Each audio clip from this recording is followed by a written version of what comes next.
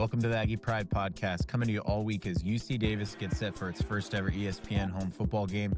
We're breaking it all down with players, coaches, and the people who built this program. This week's coverage is brought to you by BPM&J Attorneys at Law, Larison Real Estate, and the Moon Real Estate Group. Let's get into it. All right, welcome back to Aggie Pride, a UC Davis football podcast. We are post-Thanksgiving, and we're already watching a ton of football, as was our head coach, who's our guest today, and a former player and teammate is a co-host today, and Daniel Alfaro. So, Coach Plough, welcome to the pod. How you doing? Hey, what's up, guys? Yeah, this is like the ultimate football 72 hours here. I feel like it's like the best 3-day run. Like, all wives and girlfriends deserve like a pat on the back if they just let the boys, watch some ball for the last 3 days, because it's been really fun.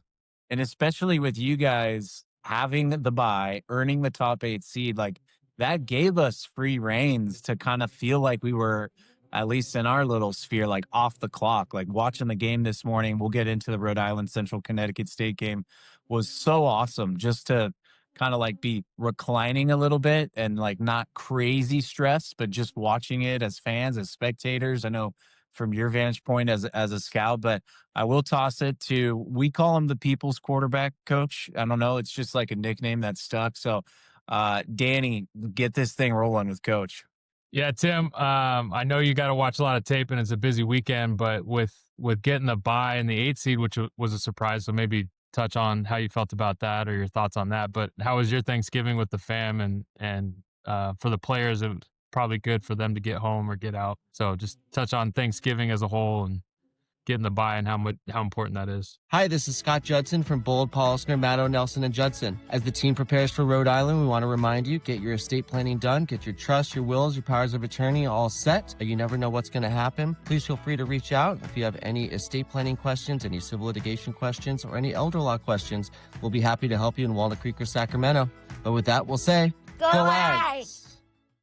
Yeah, I mean, I wouldn't say that we were surprised that we got the bye, because I think we all believe we're a really good team. Probably more surprised that the committee, kind of went away from the records and just kind of focused on like who's the best teams. And you could tell early on, right when they started announcing the rankings, when you saw Tarleton had the 4 seed, me and Shelton kind of looked at each other like, like, okay. But then when you saw like Stephen F. Austin was the 7 seed, Mercer was the 6 seed, we started going like, man, if they're putting those guys up there, they might put us up there. And then so, I think we're a top 8 team in the country, definitely with the schedule we've played, but I think this year also there's a lot of good teams, so it could have gone either way. We were expecting anywhere from 7 to 12 with the seeds, but I think the best part about it is the guys get to go home for Thanksgiving. So I know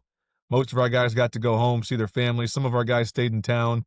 I think the receivers had their own Thanksgiving. Sam Batu was going to be cooking, which makes me nervous, but I hope they all make it back in one piece. But great for the families to get away for Thanksgiving. I got to go to my in-laws in the Bay Area, hang out with my family. Got to watch all the NFL games in the den by myself. It was lovely. So, it was awesome. Awesome to be with family, sit back, relaxed, and watch some football. And it's been some great games, man. That Chief-Cowboy game was an incredible football game. The Texas A&M game last night was a great game. And then even today, I know Coach Shelton right now is literally screaming in his office over the Tennessee Vanderbilt game. So it's just been cool for the guys to be able to watch some football and enjoy it. Yeah, I love it. I guess, Coach, I'm thinking about with you, like in the Bay, in-laws are there, but you're locked into some NFL games, and maybe even yesterday and today too. Like, what are you looking for? Like when I would be watching a game with my dad and brother, there would be times where I'm just watching the ball. I'm just being like a total fan. I'm not worried about the front or the schemes or the coverage or what they should be doing. Is that hard for you to do? Or I guess, are you like trying to pick up things from certain coaches? I saw your tweet about Mahomes. Like that's maybe a fan moment, but just like take us into your mind during the last few days when you get to be not so UC Davis every second? Yeah, I mean, I'm a football junkie at heart, so, I watch all NFL games on our Exos and all the college coaches that I really love, and I'm watching every week. So whether I'm in my office or in the living room, if I'm watching a football game, I can't really just watch it. I'm always looking for things here and there. The Chief Cowboy game, what was fun about that game for me was the offensive play calling on both ends was elite, and the quarterback play on both ends was elite. So I love when you get into games like that. I was watching the Ohio State Michigan game this morning, and I was telling our staff, man, the two defensive coordinators were just absolutely in their bag today. Martindale and Patricia, and just the freshman quarterbacks and them having to deal with all the different looks they were getting from the defenses. So I can't help but watch it and look for little things that I can grab or get a hold of. And then I had to tweet about that Mahomes play. That was an absurd football play. And every now and then that guy reminds us why he is who he is. But yeah, just great to watch those games and not have to be thinking in the back of my mind about the game coming up and just kind of watch them. But every week I'm grabbing explosive plays and grabbing stuff and see if it fits our offense. And if it doesn't, I put it in what I call the vault, and I have a vault of plays over the last 20 years. And if I ever need to grab something, I'll go back in the vault and pick it out. And so I can't help it. It's kind of like that's my one addiction would be like football plays. So I just grab plays when I like them and throw them into a bank, and every now and then you guys will see a play, be like, oh, that was a cool play. And that could have been ran like 8 years ago. It's just in the vault. All right, well, let's maybe look back for a second at Sac State. I feel like I'm still rocking it. I said after the game, this is probably my favorite UC Davis game. And I've seen a decent amount, not as many as some of the listeners and members of the community, but just with everything that was on the line, with all the hype that they had, with it feeling like in some cases, even though it probably wasn't for us, it definitely was for them, clearly a winner go home scenario. And then just having that environment that we're going to talk about today, like the environment that we are all clamoring for, that we all want, it was there. And it's been there most games this year, which is really encouraging, I'm sure, for you as well. But you've talked about it. Like, I wanted that one. I know it's hard maybe to look back because you're already kind of balls to the walls on Rhode Island, but any final embers still burning from that game? Like anything still sticking out to you? A conversation, a moment, something your kid said, something, a hug with a player that you're still kind of reliving? Hey, Aggie Nation, Bob and Jan Larison here. We're so excited for you all. Playoffs under the lights in the national spotlight. Show off your Aggie pride. We will be cheering for you all the way. Get the win. Let's go, Ags. Oh man, that was an all-timer. I'm with you. That's probably taken over the mantle of best Causeway Classic that I've been a part of, and a lot of it has to do with the environment. Just the you could kind of sense it from when you showed up that day, that it just felt like a different day, And man, the fans turned out, the students, the alumni, the community. That really was, I think, in my time here, top 3 environment in Shredville. And it was really cool that they showed up on that particular day. I think everyone knew it was an important day. And yeah, I think now that it's over, you can talk about the fact that it's impossible for us to ignore what has been said over the last 9 months. And,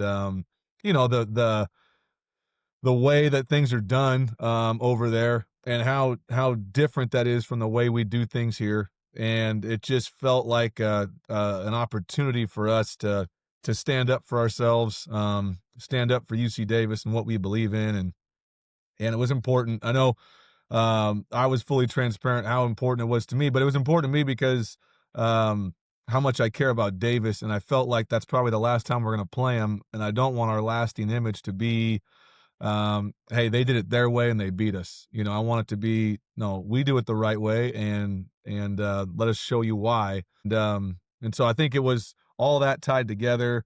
As for the moments in the game, man, I think the defensive preparation during the week was difficult because it's like you're playing a triple option team, and they don't really have a lot of pass game, but they have so many ways to run the football and so much speed and so many talented guys.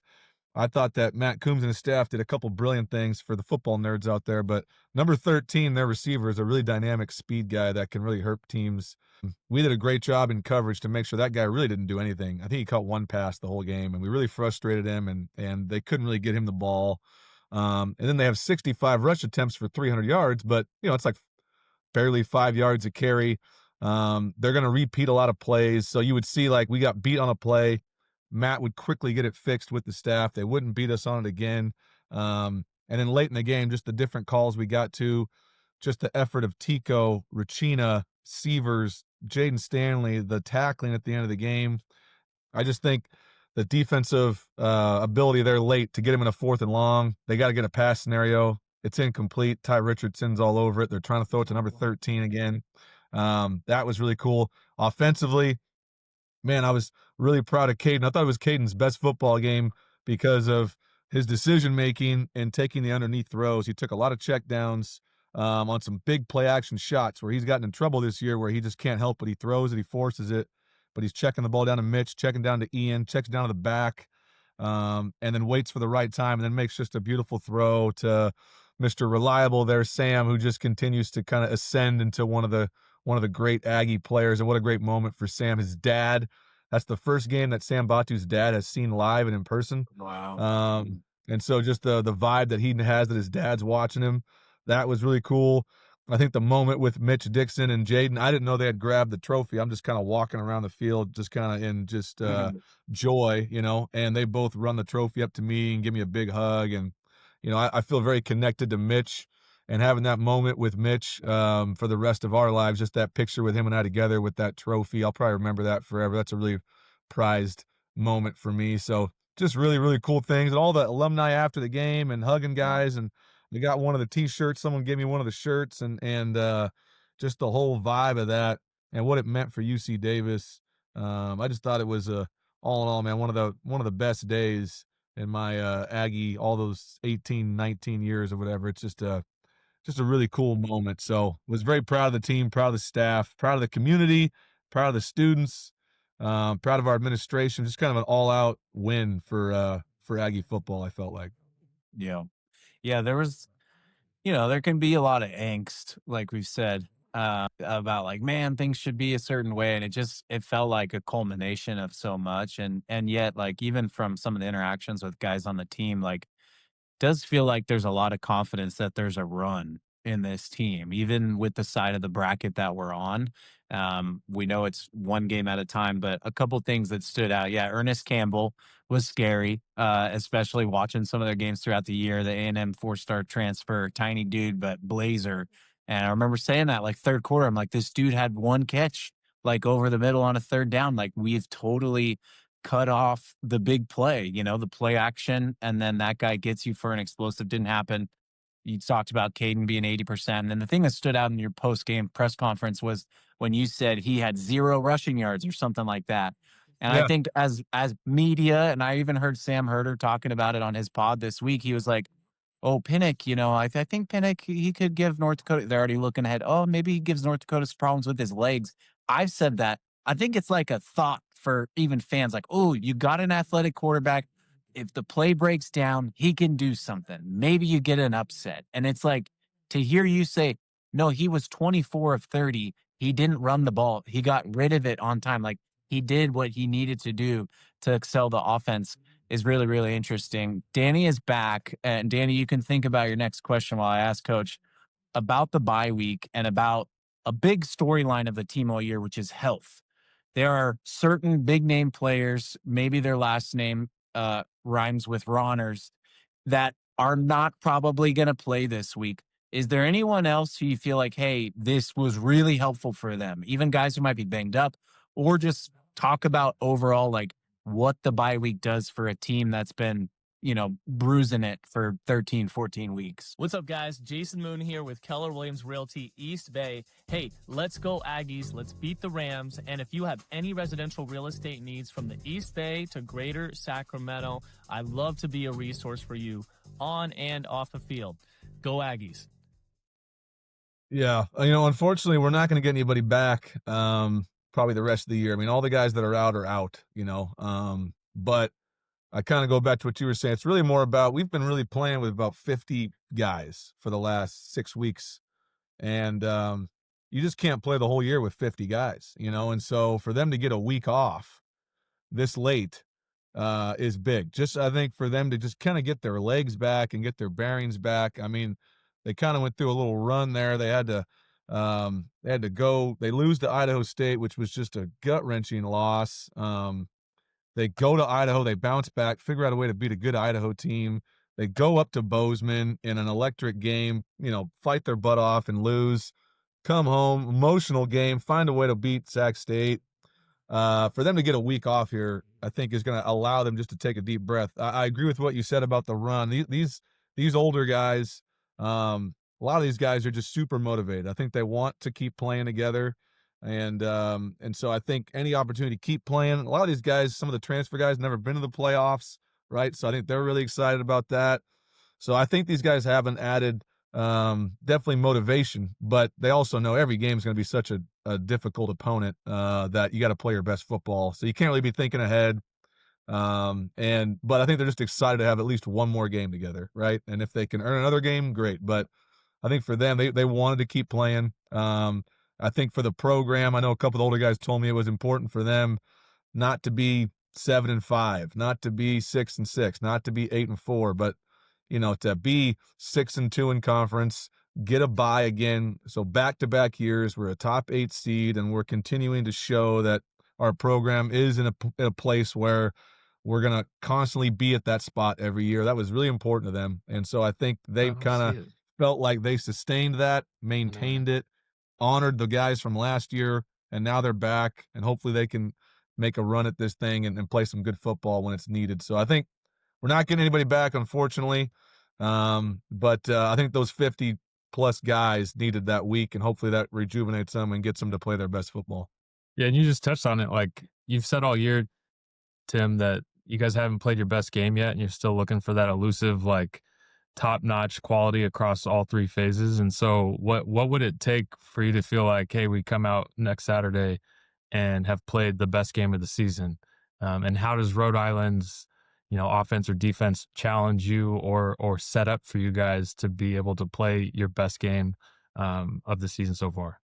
Yeah, I think the bummer is we've been really close the last couple weeks. I mean, speaking just from like an offensive perspective, I thought it's been the turnovers, right? So like Idaho State, Idaho, Montana State, Sac State, we've turned the ball over multiple times in I think all 4 of those games. And if you take away those turnovers, we really haven't been stopped in the last 4 weeks. And so I think the jarring feeling of those turnovers, and it can make you feel like you haven't played your best.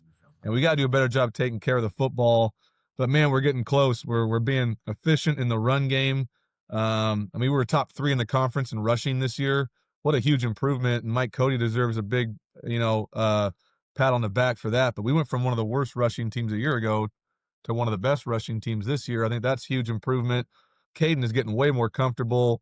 I think Coach Trey was saying it during the game. When you see Caden sitting in the pocket and going through his progressions, you're like, oh man, he's really feeling it today. And if we can keep him in that comfort zone, and he puts on his Superman cape, a couple times a game instead of 20 times a game, then I think he has a chance to be really efficient. So I really like where we're headed offensively. We just got to take care of the football. Defensively, they're really playing together well. I mean, if you look at Idaho, Montana State, Sac State, ever since the Idaho State first half, I feel like the defense has really come together and played solid football the last, maybe 10 quarters. I mean, I think they're playing really, really good football together, tackling well. And I think the communication's at a high level, so I think they're confident.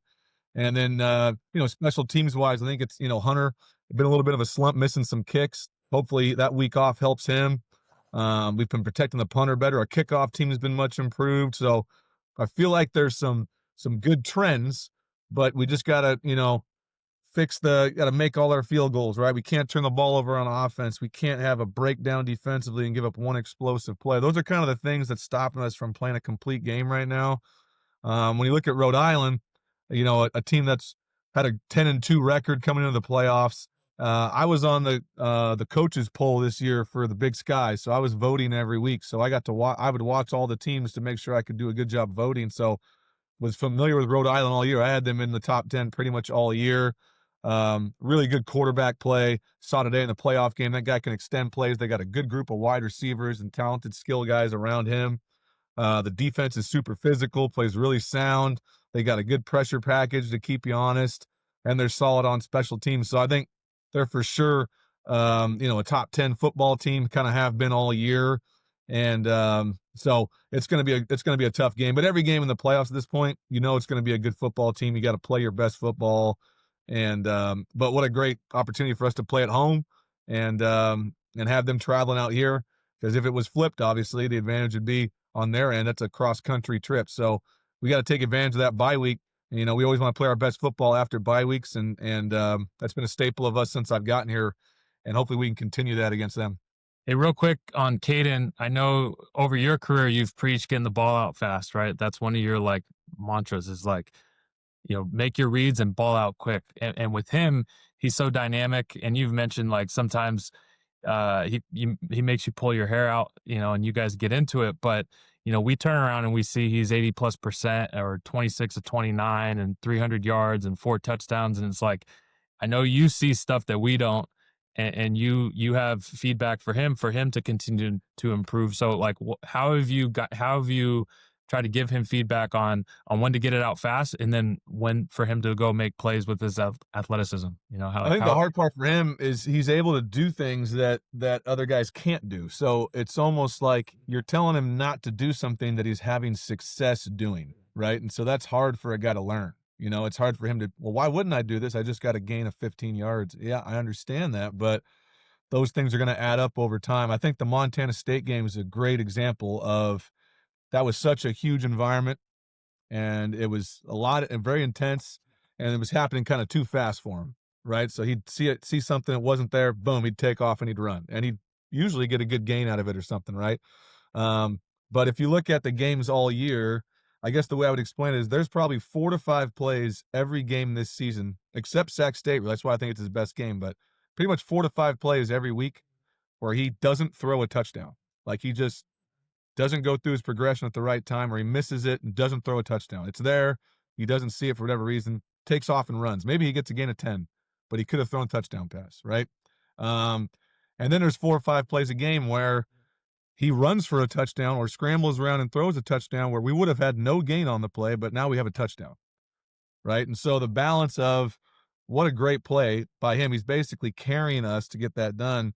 If we can get him to harness in the 4 or 5 plays he misses, and he doesn't have to do all those plays, because when they don't turn into touchdowns or big plays, they turn into hits, which adds up over time, or incompletes or losses or turnovers. And so it's the balance of those. And what I was so proud of him in the Sac State game is Sac State brings a pressure. We got a shot play, possible touchdown pass to Sam Batu. We get beat in protection, sack fumble, really not his fault. Great play by Sac State. Then we go down to start the second half. We got kind of a weird snap over his head, fumbled snap, weird play. I know he's kicking himself. He's really hard on himself, but usually during the year, he had gone in the tank a little bit. He had become almost uncoachable. We couldn't really reach him. He's too hard on himself. And this was the first game where he took a deep breath. I was able to put my arm around him. We showed him the iPad, and Caden, look how awesome you're playing right now. This is the best football you've played all year. I don't care about those 2 plays. If you play like this, we're going to win the game, right? All of a sudden, he's walking up and down the sideline, just energizing his teammates. We're down by 10, and if you were on our sideline, it was like we were up by 10. They weren't even worried at all. And then he goes down and leads us on a couple touchdown drives, and we win the game. So think of it this way. Miles Hastings' completion percentage last year in the Big Sky led the conference, right? And everyone's like, Miles Hastings, one of the greatest ever, okay? Caden Pinnick leads the conference. Completion percentage, all those stats. He's number 1 in every quarterback statistic in the conference. The same as Miles Hastings, only he's doing it at 19 years old. Right. Right? And so as frustrating as he's been, he still completes 75% of his passes and over 300 yards total yards a game, more touchdown passes than anybody in the conference, more rushing yards, I think, than any of the quarterbacks. I mean, this guy, for him to do that at that age is bonkers.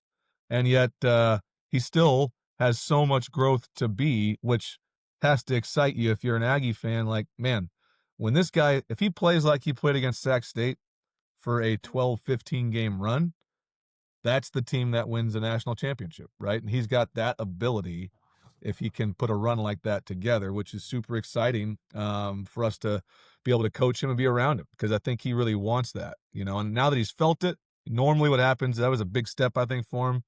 And now that he's felt that, I expect him to have a lot of good days like that. Yeah, the presence and the aura around Caden Pinnick is just such a thing. He's got such a strong vibe about him. And there's a lot of, I would say, like, big personalities on the team. You know it better than us, but his aura gives off so much poised, calm confidence, which is exactly what you want from your quarterback. And like you said, to have it be from a freshman quarterback is mind blowing. I'm gonna do a long setup. That's what I do. But this is the punchline. This is the meat. This is like the Thanksgiving turkey or the smoked ribs or the ham, whatever your jam was. This was the entree. I have been to UC Davis men's basketball games that were on ESPN back in the day. It happens sometimes. It probably has happened like 8 or 9 times for basketball.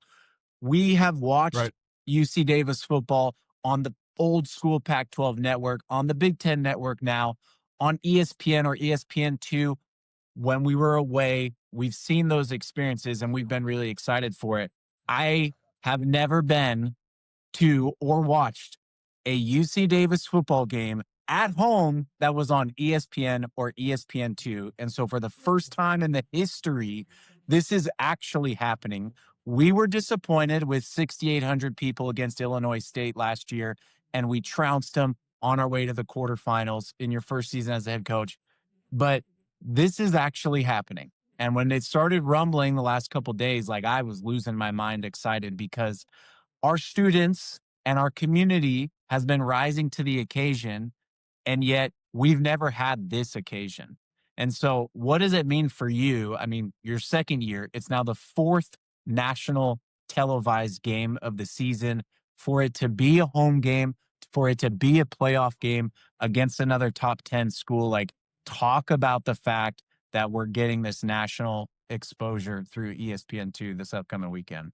Yeah, it's an exciting time. It's I think it speaks to the program, the fact that ESPN is reaching out to us and wants to put us on the national broadcast multiple times a year. What that tells us is that the viewership is strong, right? That we have a great following nationally. When we're on a national televised game for FCS level, people tune in, right? And so that is a positive, that we've built that type of reputation. But like you said, we've been at Montana State or at Montana, or kickoff game down in Alabama, or at one of the Pac-12 opponents. And this is the first time where they're actually going to be on campus. We're going to have the ESPN studio campus. They're going to be on with us, right? And so as soon as they asked me, like, hey, are you interested in having the game at 7 o'clock instead of noon? Just that alone, I was like, yes, because what I've learned about our home games is, I get it, man. Friday is going to be the last day of instruction, and the students are going to start to get ready for finals the following week. That was probably why we didn't have a great turnout last year. And, you know, I said what I said. I know I got slapped on the wrist for it, but I think, and thinking it, hey, you know what, if the game's later, that gives our students and our community more time to take care of what they got to take care of during the day, and then come spend the night with us, and let's fill this place up. And so getting the 7 o'clock game was great. Once it was on ESPN, we're excited, but then my first thought was, man, we cannot waste this opportunity. If you are a supporter of UC Davis athletics, and I'm with you, Brock, if it's an ESPN basketball game, I think I've been to almost every one that I've been here, right? To support our guys. And our whole football team was out there last year when they had an ESPN game in the UCU, you know. So we need everybody to just circle that time and that date and say, okay, this is the day that we can really support UC Davis athletics, and we can show the nation our campus and how beautiful it is, and the facilities, and what this program is capable of. And if we waste that opportunity, man, what a big loss for us because we have one shot right now to show what UC Davis is capable of. And so I know right now I'm hitting up a lot of alumni because the NCAA handles these playoff games, right? And so the students are going to be charged $5 for tickets. Well, right now we got alumni that are buying tickets left and right, hundreds of tickets, so that the students don't have to pay, right? And our goal is hopefully we can get all those tickets bought out so that the students just have to go pick up their tickets and come. They don't have to pay to be there, right? That's a big goal. We're trying to knock that out right now. And then we need the community. We need the alumni. The only group that really showed up last year was the alumni. They showed up big. They came to that playoff game. It meant a lot to our players. So I know the boys will rally and they will try to be there. But if you're one of the guys or gals sitting home right now and you're like, man, I don't know if I can make it. I'm sure everything's going to be fine if I'm not there. Not the case. We need you here. We need everybody here to show this program, this campus, this wonderful, magical place. We got one opportunity to show it on ESPN on national television. And if we waste that, what a bummer. And so all I can say is get on the soapbox and say, man, if you're an alumni, whether you played football or not, if you live in the community or if you live in the Sacramento or Bay Area, man, come out and support this game and help us really show what this place is capable of, because all it's going to do is give us a great recruiting track record too, right? It's going to help recruiting. It's going to help us in regards to our revenue. It's going to help us in regards to getting more games on TV in the future. It's going to help support our great school that we love, because now people are going to see it on TV and, man, I want to go to school there, right? So everything that we want, if you love Davis, this is a very, very important opportunity. We cannot let it go to waste. And I just hope that we can create a great environment. And if it's something similar to what we had 2 weeks ago against Sac State, that's going to be awesome. That's what we need. We need the exact same type of environment. Let's fill this place up. Let's be loud. Let's show support for these guys, and let's represent UC Davis the right way. And I tell you this, what we proved last year is whether there's 1,000 people here or 20,000 people here, these boys are going to fight. They're going to play their freaking butts off, and they're going to represent their school and their program the right way. But let's fill this stadium up. Let's get Shredville to be what it's capable of. And I need everyone to rally to get that done. Everyone is important. Every single seat is important. Every ticket is important. And don't let this opportunity go to waste, because it doesn't come around very often. Tim, everything you said is awesome. And I think the student tickets, if you chip in, it's like $5 to get a student ticket so the student can go for free. So I think it's an easy ask, and it's worthwhile. If we pack that side of the stadium with all the students and fill in the Rhode Island section, I doubt that they're going to travel real hard. But yeah, any alums that can chip in extra $5, $10, $20 to get, as many students as we can get there. And then the other thing I'd say is if we can all rock Tim Lasto mustaches like Brock and I got, that'd make it even better. Heck yeah. No, I already had a bunch of alumni text me back when I was hitting them up. Hey, I just bought 100 seats. Hey, I just bought 200 seats. Hey, you know what I mean? And so we're starting to rally, and we're getting the students taken care of. And so if you're a student that listens to this podcast, man, then when you're in your classrooms this week, right, stand up before the professor starts and tell everyone in the classroom, like, hey, let's get out there Saturday night and support the boys. And let's just get everybody on the same page, man. Let's turn this place into a really, really cool environment, because we know we're capable of it. Because like you said, Brock, we've done a great job this year. This is the most highest attendance we've had in the history of Davis football for a season. So we're on the right track. And now that can culminate with hopefully this home playoff game. And man, it would be amazing if we could get that done. And I know what we're capable of. I know we can do it.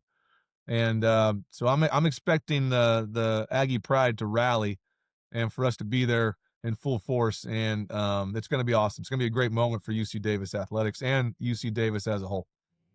Yeah, the movement it's pushing forward. Like, I think we all feel it this year. Last year was good. This year has been, like you said, the best ever. There's a few things I want to make sure to say. One is that there are a lot of student listeners, which is like coming up to us before the game. So frats, go out there. Like, there's room on Bob Biggs. You can reach out. There are frats who are getting spaces on there, bringing their guys. I'll also say this, David Holtman, our favorite guy, he is going big for this game, and he's given the green light for the pod community, which is strong. to come on Bob Big's practice field for the tailgate.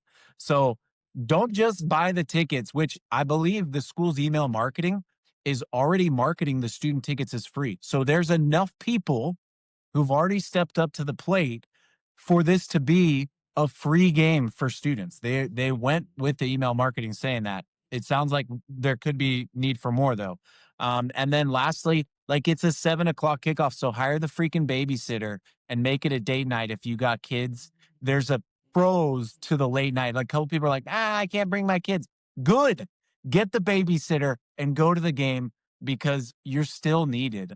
Getting back to Rhode Island, Coach, and kind of circling the wagons and getting to the actual matchup. We watched the game. You talked a little bit about the team. A few wide receivers who stood out, strong running back, slippery quarterback, DN. But are there certain keys that you're kind of already honing in on that you feel like are going to be the deciding pieces for the game next weekend? Yeah, when I think about like playing and winning football, especially in the playoffs, it still comes down to the things that we've talked about from the minute I got hired, which is, we're going to have to establish our physicality. The most physical football team is going to win. And then the smartest team's not going to lose, right? And that comes down to situational football, taking care of the ball, hopefully forcing some turnovers. I think right off the bat, those are things that jump out to me. Like we got to play winning football, which is we got to be physical. We got to run the ball, stop the run. Got to tackle well, got to break tackles. Then we got to protect the football, try to take the football away. Specifically, when I think about our opponent, right, it starts probably with their quarterback. The guy's a really good player. We can't let him scramble around and do what he did today because, man, he was electric out there getting the ball to his skill players, which are all really talented. So we got to do a good job keeping him at bay. And then on our offense, their defense has got a great D-line. They're really, really stout in the run, do a great job being gap sound. So we're going to have to be really efficient and get the ball spread out to different people, have great quarterback play, create some explosives. And then what always gets forgotten is special teams, right? Our kicking game's got to be great. We got to cover really well. We got to hopefully create some explosives. We got to make the field goals when we get opportunities to do that.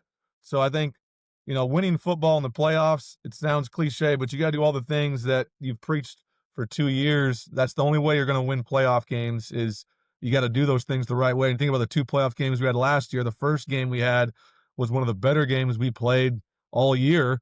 And then the game at South Dakota, we turned it over a bunch of times and didn't play our best football, and we were eliminated. So, you got to play your best when your best is needed. And winning football that's the recipe. And so our guys know that. It's going to be a great opponent. If we don't play well, they're going to beat us. And that's kind of been our thought even since week 4. We lost all those guys. Like, hey, there's no room for error anymore for us. Like, if we don't play well, we're going to get beat. But if we play well, we feel like we can hang with anybody. And again, another reason to come out, it's a great game. You got the 8 seed versus the 9 seed, 2 top 10 teams playing in Shredville. It's going to be good football, and so another reason for people to come out. Sweet. Well, I feel like we have covered the bases, Coach, and we're ready to rock and roll. Danny always sends out a million text messages to his buddy. I'm already deep into the group text as well. And so we will definitely be there. The hope is that the community shows out. I mean, I think the hope is that the basketball environments we've seen from years past on ESPN, people translate that to football. It would suck and it would feel lame if that student section or that east side of the stadium is barren.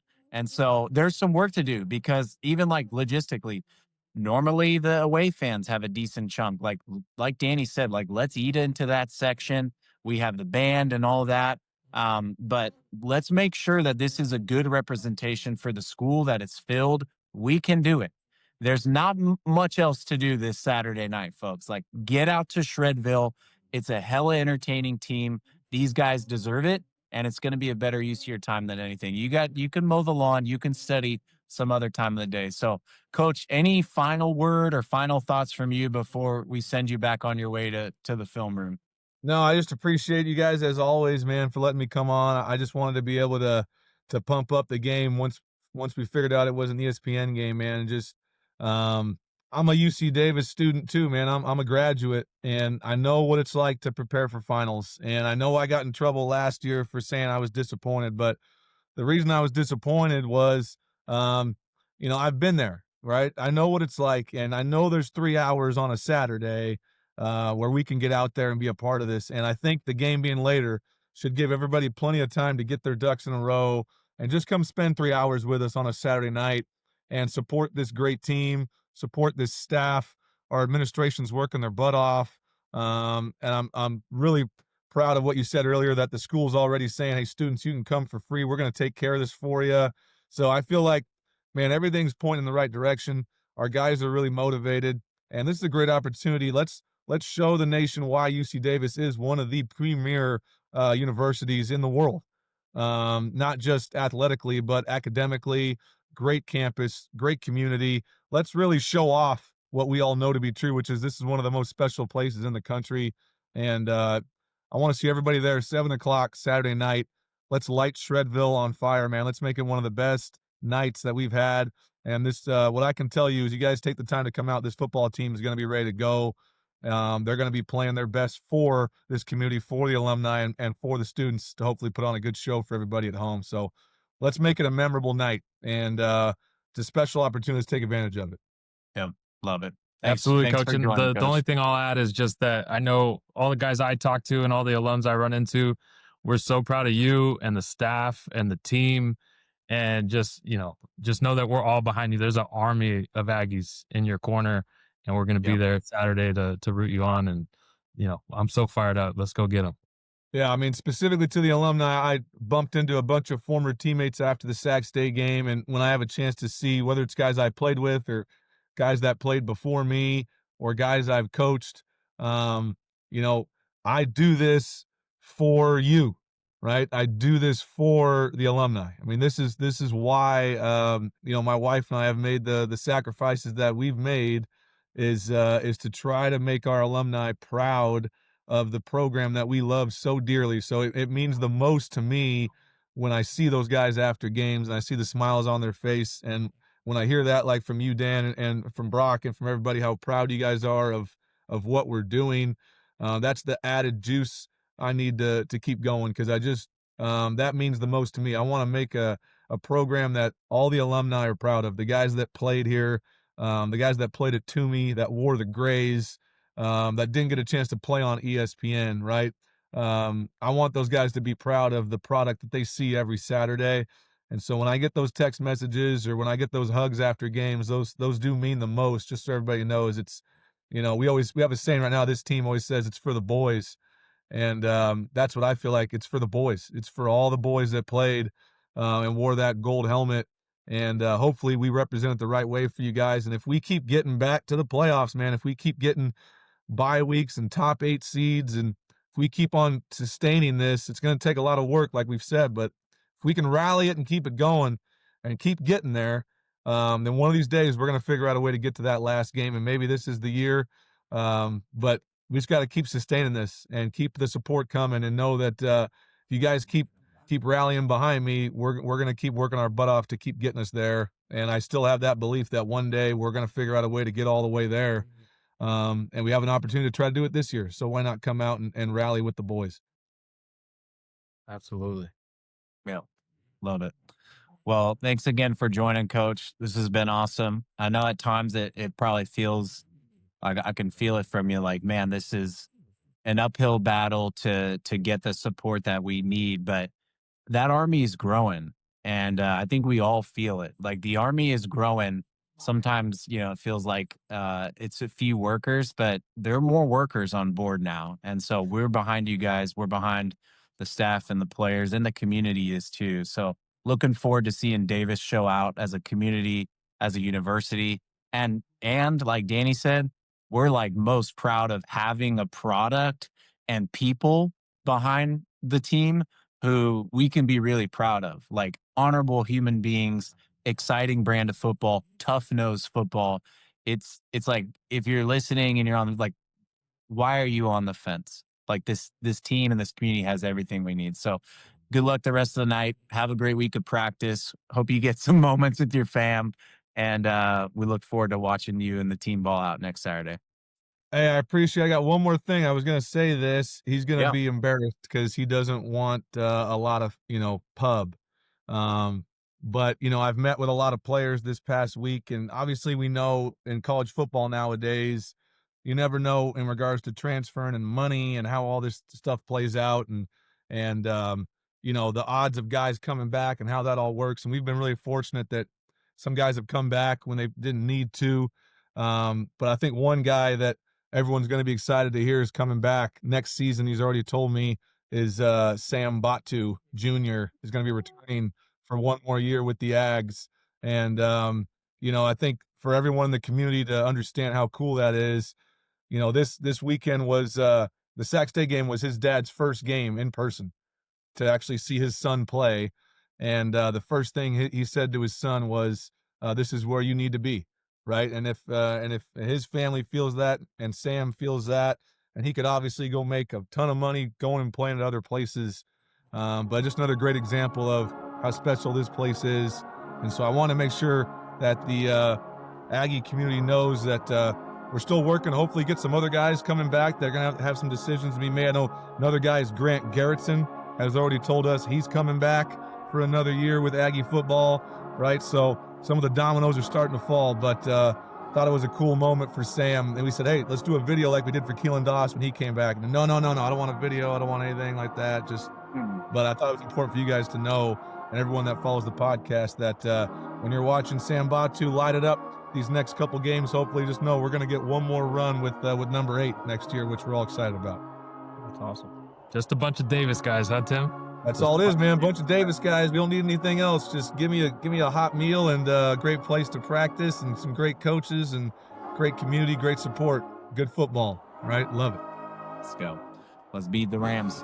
All right, Coach. All right, guys. See ya. Go for him, Tim.